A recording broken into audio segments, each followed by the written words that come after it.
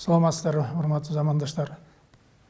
Сиздер Кабар улуттук маалымат агенттигинин Санжыра программасын көрүп жатасыздар.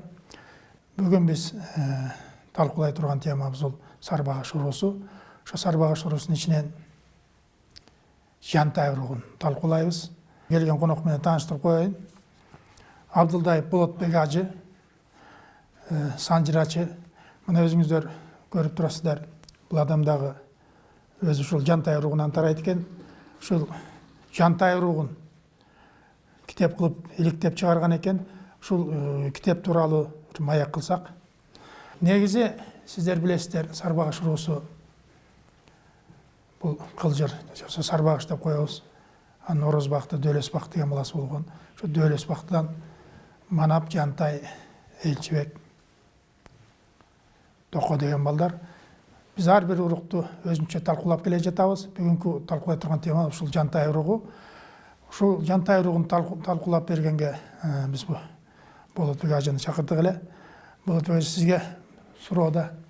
Мына өзүңүз Жантай уругунан экенсиз. Көп жылдан бери издеп жүрүп, мына 16-жылы китеп кылып чыгарып жүрсүз Жантай уругун. Ушул китепти жаздыңыз. Буга эмне себепкер болду?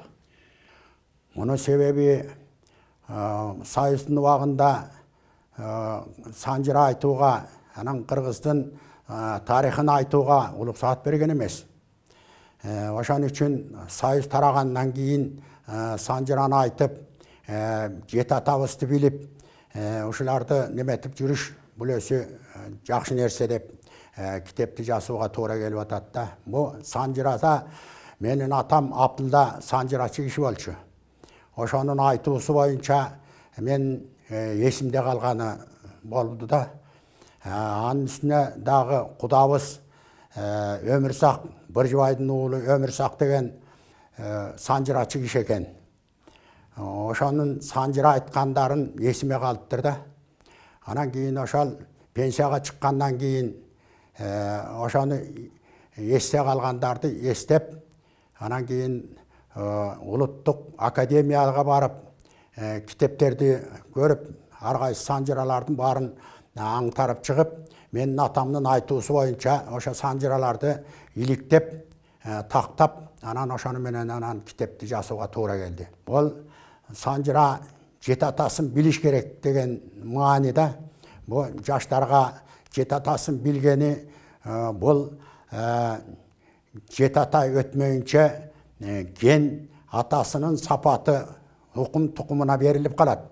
Ошон үчүн укумду, тукумду мындай жакшыртыш үчүн бөлөк элден жакшы пуда күтүп, анан ошондон үйлөнүшкөн жаштар. Анан кийин ошол максаты ушул укум тукуму жакшыртуунун максаты. Кылжыр өсү Сарбагыш, кылжырдын аты. Мойну кыйшык болгондугу үчүн кылжыр атагып калыптыр да. Болбосо анын аты Сарбагыш. Бу Сарбагыштан Орозбакты, Дөөлөсбакты эки уул болот. Орозбактыдан Бобуреки Ызык көлдөгү эл Арык мырса, Кара мырса, Асан мырса, Мырсакул мырса, анан Токоч мырса. Ушулардан Ызык көлдүк эл буга эли тарайт. Ал эми Дөөлөсбактыдан болсо Токо, Жантай, Элчибек, Манап. Айтсаңыз, бу Токо, Жантай бир энеденби? Токо, Жантай бир энеден. Бак Дөөлөт деген байбиче энебизден экен да. Элчибек болсо Көкмөнчоктон. Манап болсо Жеспийкеден тарайт. Токо улуусу турбай онда? Ооба, Токо улуусу. Токо өзү эр киши болгон экен, анан бийде болгон экен. Токонун кызы болгон эмес экен, багып алган бакма балдар болгон экен. Абыла, Сабыр, Чагалдак, Молой, Чечей, Өсүк, Бешкөрүк. Булардын баары Токонун балдары. Анан Жаңгызкана Күмүшай деген кызы болгон экен, ал кызы Жантай инисинин кызы болгон экен, ошону багып алган экен. Демек, Токо Жантайдын кызы Күмүшайды багып алган турбайбы? Ооба, багып алган Күмүшайды. Биз ошону кыз экен деп жүрбөйбүз, Токонун. Ооба. Жантайдын кызы турбайбы? Токо болсо баяғы жортуылға баратқанда иле суысының үстіндегі мұз жарылып кетіп, ошанда күбірге түшіп өлген екен. Ошаны өлігін инесі Жантай алып келіп, чоң кемінге қойған екен. Жантай атабыз мындай ерлік қылып, түйіндей мындай неметпеген жай чарба бай киши болған екен. Жантай атабыз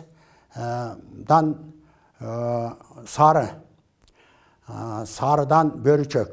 Бұл сары атабыздың бай бичесі бөрінің жүрегіне талғап қойып қалады екен да. Ошанда қайнатасы Жантай бөріні қармап келіп, ошаның жүрегін келініне берген екен. Ошандан төрөлген бала бөрічек болып аталып қалады да. Бөрічекте аябай қиын киши болған екен. Бөрічек өсі би болған екен. Себебі атасы өлгенден кейін билікті жүргізіп қалған екен да. Бөрічектен ұлы баласы Атабай, андан кейін Аюке, андан кейін Илеке, андан Құсаке, ең кіші баласы. Жақсы. Аюкенің қойылышы эмне себеп? Қандай эмне себептен Аюке болып қалды? Аюке аталып қалған себебі бұл қалмақтың ханы Аюке екен. Ошал тіге бөрчек жақа Қытайға қалмақтарға келгенде аялы төреп қалады екен да. Ошал аялы төрегеннен кейін ошал хандың урматына Аюке қояды екен. Сіз жана біз айтып атпайсыз ба? Бұл Бөрчөктің Атабай улусу, Аюке, Илеке, Күзөке деп 4 баласы. Жантайдан баяғы негіз ұрпақтан тараған. Біз азыр шул 4 бала жөнінде сөз болуш керек та. Сіз Атабайдан баштасаңыз. Атабайдың балдары кем? Атабайдың балдары. Атабайдың балдарын айтсаңыз. 4 баласы бар емес Атабайдың. Жана Қазыбек, Қозыбек деп атабыз. Медеке, Ормеке деп жүрөбүз. Қозыкені түлкі деп атабыз. Ең ұлысы Қозыбек. Қозыбек өсі мындайша айтқанда түлкінің терісінен киім киген екен да, ошон үчүн Қозыбек деп айтылбайлы, түлкі деп айтылады екен. Қозыбектен ким тарап атат? Қозыбектен Қачы. Қачыдан Чоро. Чородан Мамай. Мамайдан Мамырбай. Мамырбайдан Мамбет. Анан кейін Қарабай. Қарабайдан Бовреке, Қанатбек Бовреке немені кітепті шығарған екен да. Қанатбек азыр бұлар ат башта тұрады. Қазыбектен үшін Ақчабы деп қойған? Қазыбек Ақчабы болған себебі бұл Қазыбек өсі ергіші болған екен да. Бұл бір айылды қансыз басып алған екен да. Мұндай қан ақтырбай қапысынан басып алған екен. Оша басып алғандығы үшін Ақчабы болды деп айтып қалып, анан кейін ел Ақчабыларды Ақчапқанның айылы деп жүріп, анан кейін Ақчабы атылып қалыптыр да. Бұлар қайсы айылда тұршат азыр? Ұрпақтары? Ақчабыдан Жаманбай, Қалендер, Дербиш, анан Бүтөш шуалдар. Бұлар қайда тұрады? Бүтөштің тұқымдары Қызыл Октябрь сапқосында, анан кейін Жаңалыш қалқосында. Ушыларда тұрады мұның тұқымдары. Бұл себебі Бовреке Бүтөштің немесі Ақчабыға жаңағы атасы Мұндыстан аял алып берем деген екен де құда болып. Ошанда Мұндыстан аял алып берем деген қысты бұл жақтырбай, анан кейін жеңесін алған екен. Жеңесін алғаннан кейін ал жеңесі аялы төреп, мұрынқы аялыдағы төреп қалады екен, 2 бала болып қалады екен да. Ошанда Мұндыстар чырғылып, чыр шығарады екен, бала бістікі деп. Анан кейін 2 елдің тыныштығы үшін 2 баланың сілерге де жоқ, бізге де жоқ, бұл құрмандыға чалынсын деген екен. Құрмандыға чалынсын дегенде бұл кім Қазыбек 2 баланы мұндай сынап көріп, мұрынқы аялының баласын құрмандыға чалдырады. Кейінгі аялынан баласы аман қалады, ошал аман қалған баласының аты Бүтөш. бүтүш коет. Анан бүтүштөн тарағандарының барыстен жанагы Кызыл Октябрда анан жаңалышта турушат. Андан кийинки баласы Атабайдын Таштокумдар. Атабайдан андан кийин анан Мендеке. Мендекеден Андагул, Акбото, Нарбото үчөө. Андагулдан Жаныбек, Кашкары, Бердике, Насыпбай олар. Ал эми Акботодон болсо Жоо Басар, андан Ажы, Туруке ушулар тарайт. Ал эми Нарботодон болсо Эсенгул, Темир ушулардын балдары баарысының чоң кеминде турушат. Жакшы. Эми 4-чү баласына келиңиз. 4-чү баласы Мамаке. Мамакеден Итибас, Жансары деген Итибас Таштокум атыккан. Жансары экөөнүн. Булардын укум тукумдары бары экөөнүн тең тукумдары Таштокум атыккан. Таштокумдан Итибас атабыздан Байке, Бөбөк, Барчек, Тилеш, Эсенаман, Эшкожо, Кедей, Канай, Ыстанбек. Ушу 9 уул. Ал эми Жансарыдан болсо, иниси Жансарыдан Кудагелди, Кудайберди, Жоогашты, Идрис. Айтсаңыз, Таштокумду эмне үчүн аталып калды булар? Таштокум деп аталып калган себеби бул Итибас атабыз эр киши болгон экен. Бу чоң кеминде, кичи кеминде болуп, жанагы манап темир болоттун тушунда замандашы болуп, айылдашы болуп, чоң кемин кичи кеминде болуп, бул Итибас атабыз Казактан жылкы тийип келип турган киши экен. Мындайча айтканда эр киши экен да. Анан ушул атабыз менен темир болот менен ууга чыгышат экен. Ууга чыкканда Көгөйрөктөн Көгөйрөк жактагы ошол жакка чыккандан кийин эртең менен эрте турса бир марал бетте оттоп турган болот экен да. Ошону карап отурса маралды бир жолборус аңдып калат экен. Ал жолборусту ким атат дегенде ошол немеден Итибас атабыз мен барып атып келем дейт экен да. Ошондо Зооканын кырынан чыкканда, Керегезоонун кырына чыкканда жолборус байкап калып, секире турган болуп калат экен да Итибас атабызга. Секире турган болуп калганда, баягы камынып турган эме жолборусту башкатат экен. Ошондо жыгылып калган жолборусту алып келип, терисин Болот бийдин карагер атына арта салат экен. Арта салганда бучкактары жерге тийип калган. Ушунчалык чоң жолборус экен да. Ошондо Болот бий Итибас атабызга ыраазы болуп, анан айылга келгенден кийин жигитин жумшайт экен. Барып Итибастын эрин алып, терин кургатып, кайра терин кургатып токуп койгонуң деп. Анан ошондо жигити ичмегин кургатып, ушалаганда кум болуп жерге түшүп калат экен. Ошо жигит келип айтат экен да: Итибас баатыр, сен кум токунгансыңбы же таш токунгансыңбы деп. Ошондо айтканда ошо жердегилер сен таш токунган турбайсыңбы деп таш токум атыккан жер ушул экен. Урматтуу замандаштар, бу аксакал айтып отурган учур болжол Болот бий деп атпайбы? Болот темир дейт, болжол менен 1690-1700 кишилер ошол учурда Итибаш аксакал ушун аталары жашап өткөн экен, ошол жөнүндө сөз болуп жатат да. Айтсаңыз, бу сиз Таштокумдан тарайсыз өзүңүз да? Таштокумдун улуу баласы Байке. Байкеден Жан келди, Бай келди, Бөрүбай, Майлыбай деген болот.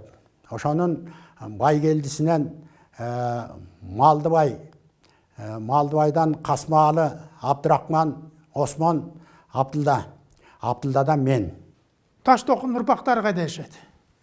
Таштокумдун балдары Чачкын, Атбашыда турат, Нарында турат, Кочкордо турат, Ызык көлдө турат, Чүйдө турат, Чоң кеминде турат, анан ушу Бишкекте турат. Жансарыныкычы? Жансарынын балдары дагы ошондой.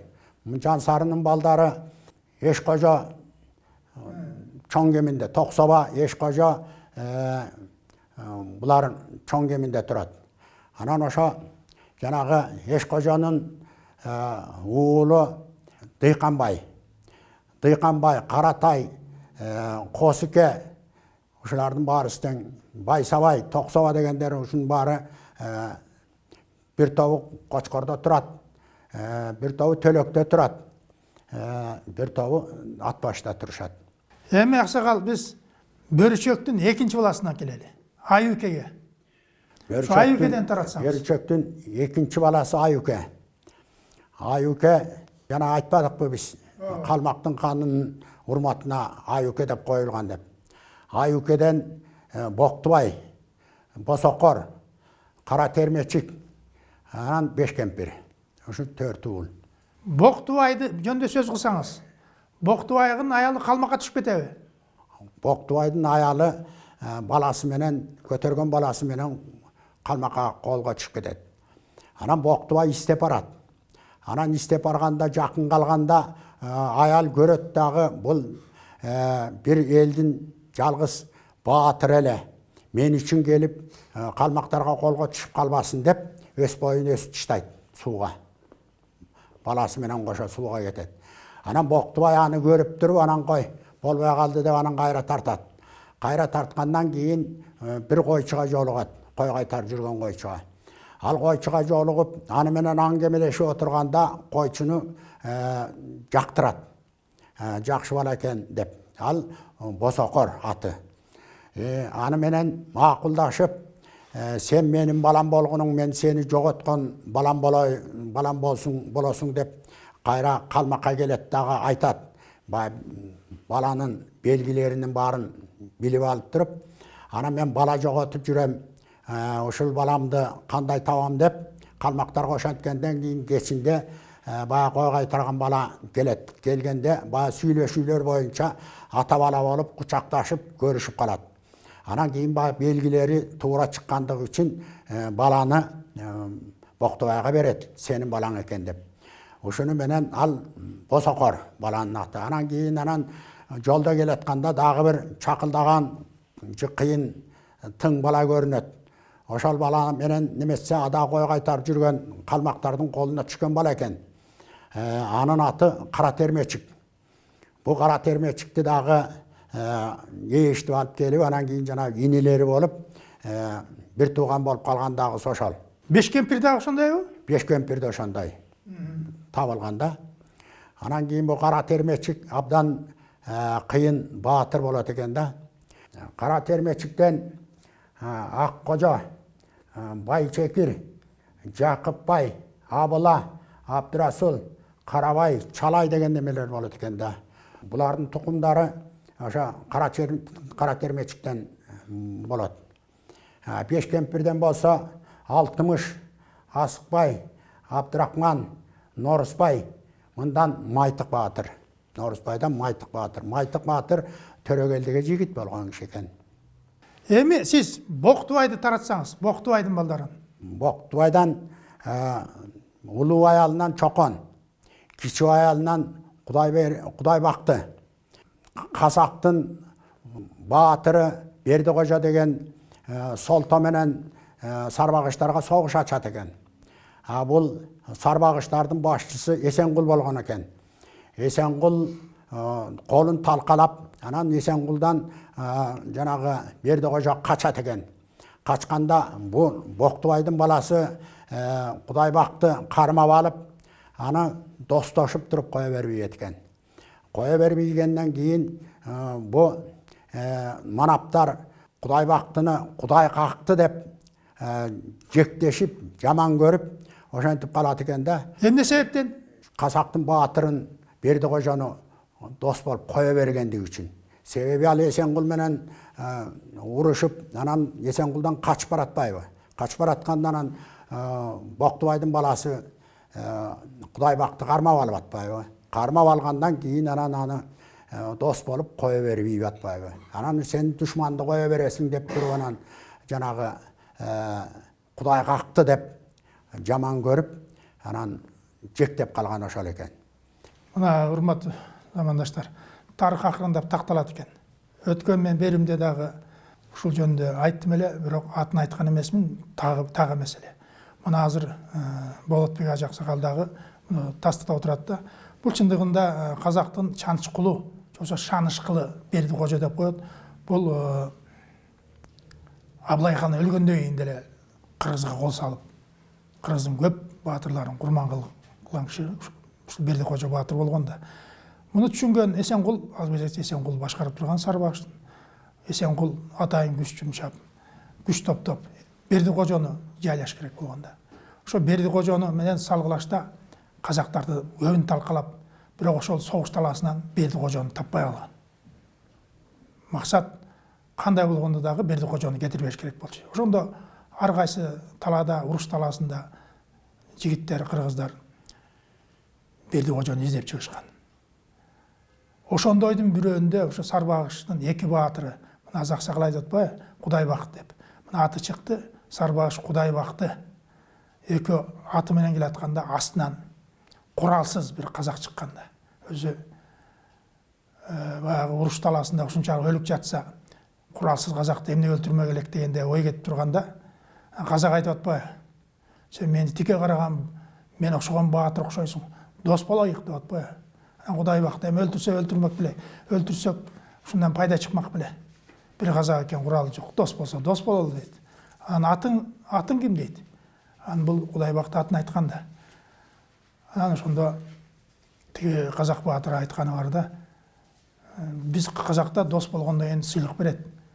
Боококтун ар жагында аттардын арасында бир ат турат, күлүк ат. Ошону сен алган, абдан күлүк чыгат деген. Болуптур, кош, кеттим анда деп кетип баратканда баягы Сарбагыш Кудайбак деп атпайбызбы? Эсине келип, а сен ким болосуң дегенде. Атың ким? Ысымыңды айтпайсың дейт. Анан ал кетип барат. Менин атым Бердикожо дегенде. Каабаттың. Достошуп койдук, өлтүрө албай калдык деген. Ошону Бердикожо качып кеткен да. Бердикожого баары жана Көкчолок, Көкмончок деген аты бар, аган жеткен эмес эч ким. Аты өтө абдан күлүк болгон. Мына азыр тарыхта такталып отурат. Ошол Кудайбакты турбайбы?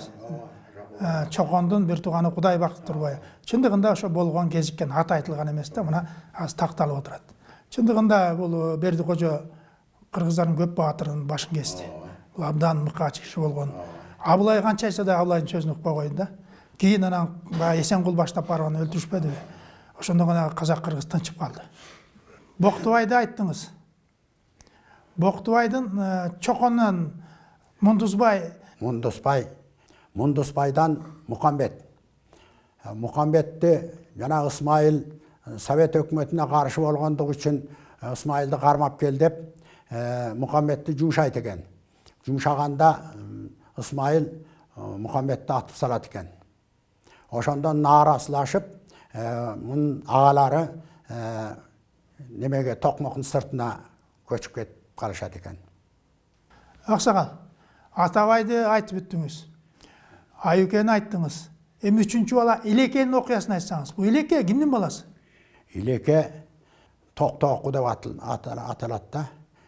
Илекени Бөрүчөк эр киши болот экен да. Анан ууга чыкканда токойдун арасынан Бөрүчөктүн бетине жаанын огу чырпып кетет экен да. Ошондо чырпып кеткенде жигиттери тияк биягын аңдып караса, алачык токойдун арасында тигилген алачыктын ичинде бир келин 10-11 жаштагы жаш бала ошол үйдө алачыкта болот экен да. Анан кийин жигиттери баланы өлтүрөбүз дегенде Бөрүчөк муну өлтүрбөгүнүң жаш бала экен деп өлтүртпөй коет экен дагы, бала менен аялды алып келип аял кылып алат экен. Анан ошондо иле келдим эле деп Бөрүчөк Илеке койгон экен. Бул жерде мен да кошумчалап коеюн. Бул Бөрүчөк өзү баатыр киши де болгон деп атпайбы? Бул жанагы жоокелчилик заманда талаада жүргөндө бир отту көрөт. От өчүп калган болот, бирок жылуу да, жакын эле жерде киши болуш керек. Карагылачы деген учурда мунун бетине ок, жаан огу сызып өтөт дагы чийип кетет.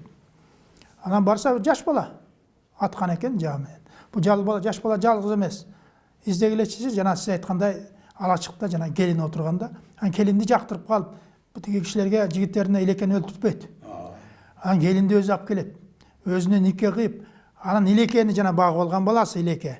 Анан ошол келинден төрөлгөн күзөкө менимче. Туурабы? Ошол кузеке жанагы мен карып калган кезинде куса болуп жүрүп көрдүм эле деп кусаке койгон экен. Кузаке. Кусакенин тукумдары 5 калмакы деп айтылып атпайбы? Жакшы. Эми биз ушу илекеге келели. Илекенин тукумун таратып көрсөңүз. Илекеден Алым Сейит, Аккосу, Алым Сейиттен Асан, Мамытбек. Ушулар. Сиз ушул Алым Сейиттен Асан, Мамытбектерди туура иликтедиңизби? Жана өлүмчү райлар кайда калат? Мына ошондо карап коюңуз. Асан, Мамыт жана Мамытбек деп атпайбызбы? Өлүмчү рай дегенде балдары бар. Ошондо бир текшерип койсоңуз да анткени эл суранып атпайбы ушуну тактап бергиле деп. Биз ошон үчүн берүүнү сизди чакырып берүү уюштуруп жатабыз. Эми ошол өлүмчүнүн тиги илекенин эмне үчүн токтоку деп койгон? Токтоку деп аталып калган себеби карылардын айтуусу боюнча бу бир себептер менен мындай запкы жеп бир айыл көчүп келип айылдын чекесине конуп калат экен. Анан конуп калгандан кийин бир 3-4 күндөн кийин кайра көчүүгө даярданып калышат экен да. Көчүүгө даярданып калганда ал жердегилер айтат экен, сенин артыңан куугун келсе биз жардамдашабыз. Көчпөгүнүң деп токтотуп калган экен. Ошол токтотуп калган эл Токтоку, жаңы Токтоку болуп калып атат да. Силерде жаңы Токтоку, эски Токтоку деп айтат. Эски Токтокулары жанагы Усунээге Алыкенин эли көчпөй калган элдер эски Токтоку болуп калып атат. Анан жаңы Токтокулар жанагы кийинки келгендер жаңы Токтокулар. Буларга жанагы Карымшак, Өмүрзак, Өмүрбай, Жаңыбай, анан эмне деген балдар кийин келген экен да. 1926 жылдары келген экен. Ушулардын тукумдары жаңы Токтоку болуп эсептелет. Жана Талканбай, Калча, Калта, Байдакы дегендер бул жанагы эле Чүйдүн тиги Алчалуу айылында да турат. Мурунку Садовый бирим деп атпайбы ошол. Анан бөреки кеминдеги Тегирменти деген да айылда булардын урпактары бар экен. Эми 4-үнчү баласы Күзөккөгө келет. Кусаке бул өзү 5 калмакы деп айтылат да. Кусакенин баласы Аки, Калматай, Эшиге, Досой. Аки, Калматай бир аялданбы? Аки, Калматай экөө бир аялдан. Бореке Эшиге менен Досон экөө Сарт аялдан. Акиден Дайырбек, Ниязбек, Оболбек, Тыныбек. Анан кийин бу Дайырбектен Асанбай, Ынжы, Ыбыке, Мадыган, Жакам, Мадыган, Сенкилтай. Ошол 6 бала болот. 6 бала. Эмне үчүн 5 калмакы деп калган?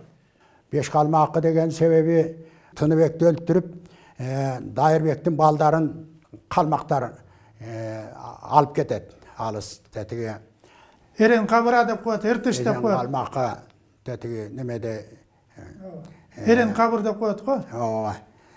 Ошондо Тыныбектин баласы Ажыгул деген болот. Ажыгул эжеси менен кайра качып, да бир туугандары менен качып келатканда жолдон уурлар экен деп калмактар атып бир баласын атып салат. Ошондо калганын качып Токойдо кире качып отуруп, жана эжеси экөө элине келип кошулат. Бул Ажыгул келгенден үйлөнүп балалуу болот да. Кыргызда. Ооба. Бул жерден толуктап коелу. Калмактан качканда бул Ажыгул эжеси анан дагы бир тууганы менен качат. Ооба. Анан жолдо келатып булар баягы күз маалында качып келатып бир жерге түнөйт эмеспи? Түнөгөндө жатканда жанагы агасы айткан жери бар. Биз мынтип сыз жерде жата берсек тукумсуз калабыз. Силер кеткиле. Мен калайын. Бочонге таш үйөмүн. Эгер кайра издеп келсең таш чачыраган болсо, мен тирүү болом деп айтканда. Ажыгулду айтып атпайбызбы, эжеси менен келди деп. Келди. бирок ушуга таандык ушу сөзгө деп атам мен. Асанбайга тиешелүүбү? Бұл мындайча айтканда эжесин менен элине келип кошулгандан кийин эжесин турмушка чыгарат. Ал бала чакалуу болуп өсүнчө неметип кетет. Биз жана Тыныбекти айттык. Тыныбек өлүп калгандан кийин балдары качып атпайбы? Ажыгул эжеси, анан да бир тууганы. Ажыгул барып Кыргызга жетип, эжесин турмушка берип, өзү үйлөнүп, бир балалуу болуп калгандан кийин кайра Ажыгул агасын издеп чыгат да. Кайра келет. Ал жерде эң улуу баласы Дайырбек эмеспи? Дайырбек ошо калмактардын колунда кайтыш болуп калат да. Анан кийин ошол Асанбай жолдон келатканда баягы хан улуксаат берет да, баягы кара кууну атып келгендиги үчүн. Анан улуксаат бергенден кийин анан келатканда жолдон Асанбай ооруп калат. Асанбай ооруп калганда астына чөптөн жастап, анан кийин анан үстүнө алачык тигип, анан эми ошол жерде өлсөң бейитиң болсун, тирүү болсоң могу үйүп койгон ташты тисип кет, каяка багыттап кетсең тисип кет. Биз келгенден кийин ошол тисилген таш боюнча истеп таап алабыз деп ошенткен экен да. Анан истеп жанагынтип бала чакалуу болуп калгандан кийин анан истеп келет экен. Истеп келсе Асанбай тирүү баягы ташты тисип койгон экен. Күн чыгышты көздөй кетип калган болот. Күн чыгышты көздөй кетип калгандан кийин ал Асанбайды таппай калат да. Мисалы үчүн тетиги немеге чейин, 6 айга чейин иштеп барып таппай кайра келет. Ошол Асанбайдын тукуму кайра калмакка барып келди. Андан кийин казактарга келди. Анан казактардан келгенден кийин көп жылдан кийин казактар тиги жантайлардын немелери бизде мындай чулдураган тууганыбыз жок деп кабыл албай коет экен. Ошону менен Асанбайдын тукумдары Казакстанда калат экен. Калып калды. Эми сиз толуктасаңыз, жанагы келатат деп атпайсызбы? Келатканда Асанбай, Ынжы, Ыбыке, Мадыгам, Сеңкилтай келатабы? Ооба, келатышат. Калмактарга баргандан кийин калмактын каны Коңтажы немеге ууга чыгат экен да. Ошондо Кара көлдөн кара кууну көрөт экен. Кара кууну аталбай, өсү кушун салса ала албай, ошентикенде элге жарыя кылат экен да. Ошол кара кууну кармап келген кишиге мен мүдөсүн аткарат элем деп. Анан ошондо жанагы Мамаке, Шопок, Асанбайлар ошону барып кара кууну атып келип канга тартуу кылат экен. Анан кан эмне мүдөңөр бар дегенде ошо бизге эркиндик берсеңиз экен. Биз 30 жылдан бери сиздин карамагыңыздагы кыргыздарбыз. Элибизге барсак экен деп улуксаат сураганда анан калмактын каны улуксаат берип жанагы жолго келаткандагысы. Буларга жанагы буг элинен дагы кошо туткун болуп барган Мамаке, Шопок, Бөжөкөй, анан дагы бирөө бар эле. Ушулардын баары тең кошо калмакка түшүп кеткен да. Анан жолдо келатканда булар эки бөлүнөт. Эки бөлүнгөндө тигилер бу Кытайларга кетип, анан кийин Кытайлардан 12 жылдан кийин бу Тыным Сейиттерге бу ат баш жагынан кошулуп эл болуп калат экен да булар. А берки Ыбыке, Мадыган, Сеңкилтай булардын баары тең элине келатканда жанагынтип Асанбай жолдон ооруп калып атпайбы. Анан кийин ошон менен Асанбайды жанагынтип коюп келатканда да 3-4 күн жол жүрөт го. Ошондо жол жүргөндө тиги жол 3 бөлөк болуп калат. Кайсы жолуна түшөрүн билишпей, ошол жерде турат дагы эми бобу ыңырчакка минген баланы айырмачка минген баланы каяка түшсө, каяка жолго түшсө ошого түшөлү деп макулдашып, анан ошол Ынжынын баласы болот. Ынжынын баласы Дөрбөлжүндү жол баштаар деп жанагы жолуна түшүп келип, анан бу немеге келип, анан кийин элине кошулуп калып атпайбы. Ошондо 5 үй бүлө келип кошулгандыгы үчүн 5 калмак катыгып калган жер бар экен. Жанагы жол башта деп атпайбы? Жол башта. Ал өзү аты эмес, ал Дөрбөлжү менен чаты. Ынжынын баласы. Ынжынын баласы. Баягы адашып калгандан кийин балам, мен сен жол башта кайда бассак барсаң ошоға чыгал деп келип анан бул чүйгө чыгып атышпайбы? Эми айтсаңыз, 5 калмакы деп атабыз. Өнжи, Үбөйке, Мадыгам, Сеңкилтай, ушулардын урпактары кайда турат азыр? Беш калмакынын тукумдары чоң кеминде, кичи кеминде, анан кийин бу Кетмен төбөдө. Кетмен төбөдө турушат. Ошоларда турат. Жакшы. Урматтуу замандаштар, жана биз 5 калмак деп атпайбызбы? Мына ушу 5 калмакты айтып берди. Негизи бул калмактардан качып келген 5 баланы айтылат. Калмак, 5 калмак деп. Калмак эмес. Бул Дайырбектин балдары. 5 калмак деген жана Кетмен төбөдө кеминде жашайт деп атпайбы атабыз азыр. Ошону мен кошумчалап коеюн. Кээ бир жерде айтып атат, булар калмактар депчи. Ал да калмактар эмес, калмак кыргыздар эле. Урматтуу замандаштар, биз бүгүн ошо Сарбагыш уруусунун ичиндеги Жантай уруун талкууладык. Мына иликтеп жүргөн Болотбек Ажаксыгалыбыз колдон келишинче, билишинче өзүн айтып берди. Иликтеп жүргөнү, муну деле баягы толук маалымат так деп айтууга мен алысмын. Чындыгында кээ бир карама-каршылыктар бар. Жанагы Жантайдан Сары, Сарыдан Бөрүчөк, Бөрүчөктөн Айыке, Атабай, Илеке, Күзөкө деп атпайбызбы? Ушул 4 аталыктын таралышы жайгашышы жөнүндө сөз кылдык. Мен ойлойм, кийин дагы сиз дагы толуктайсыз дагы. Көп толуктоолорго муктажбы дагы сиздин санжыраңыз. Мен көрүп атам, менде дагы анча-мынча ойлор бар. Ошону бир толуктап койсоңуз, дагы эле бир кээ бир жерде чийки нерселер бар бул жерде. Сизге рахмат, ушунча жашка карабай кыдырып ушул Жантай уруун иликтептирсиз. Ден соолук сизге, ийгилик болсун. Рахмат сизге. Рахмат.